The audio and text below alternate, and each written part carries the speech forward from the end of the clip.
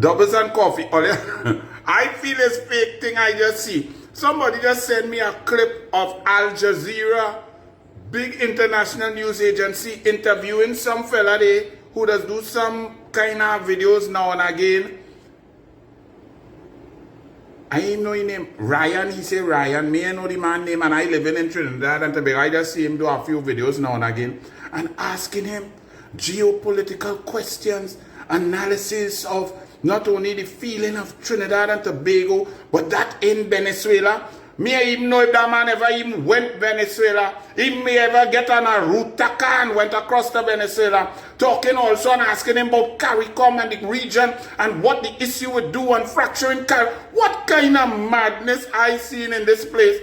And that man said, and here the Venezuelans in Trinidad and Tobago, surprisingly to this Ryan fella, was celebrating when Maduro was captured and so on.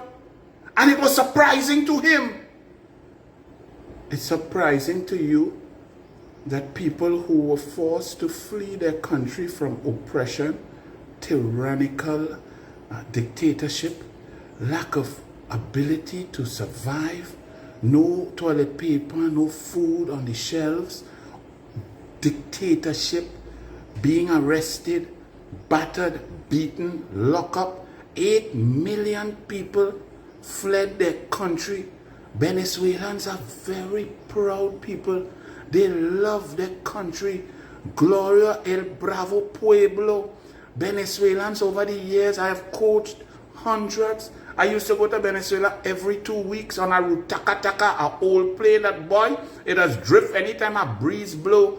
And the passion of the Venezuelan people, they love the country. Them don't want to be in Trinidad and Tobago. This fella get interviewed on Al Jazeera news channel and does not even understand why the Venezuelans are here in Trinidad. They are here because they ran from the dictatorship and oppression of Maduro. So he's shocked that Venezuelans in their masses and their numbers celebrating the removal of an oppressive, tyrannical dictator. I suppose you're surprised that the people celebrated the removal of Rowley and Smallpin. And don't say, oh gosh, people vex because fines raised and so on. That's part and parcel of governance.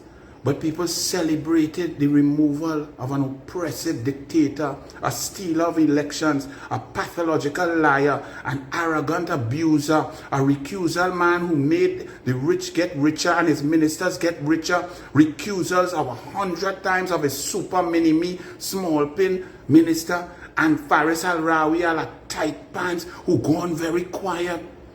How this man, social media is a dangerous thing, you know.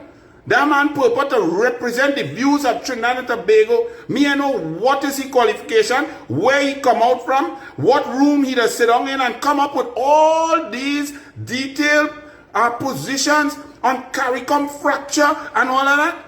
So you don't know they have an old boys club that has been operating and polluting CARICOM with Rowley, the PNM, all of them in red, with the Dominica Prime Minister Skerrit, with one that now gone, Ralph Gonzalez, and our next one in Antigua.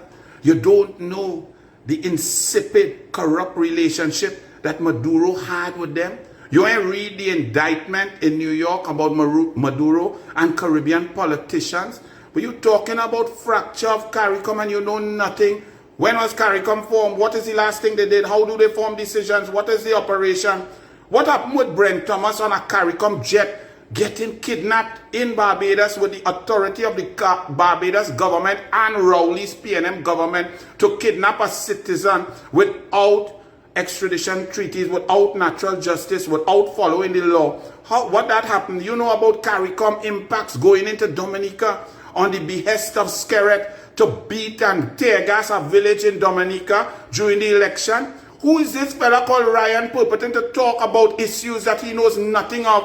What is your qualification? Where you study? Where you went? Who are you to speak about the people of Venezuela? You could talk Spanish? Show me a passport. How many times you went Venezuela in the last 15 years? How many Venezuelan people you interview? How many people you understand? What was the position and when did the tide change against Maduro. When did Maduro lose an election? What were the results of the election? The past 2 elections. What did Maduro do with the Supreme Court of Venezuela? What did he do with the National Assembly? How many people has he arrested and locked up? How many opposition people has he locked up without due process? How many people have died in custody under Maduro? Tell me these things before you go on Al Jazeera and embarrass Trinidad and Tobago. But we had to be mad. Some red man called Ryan. Just so.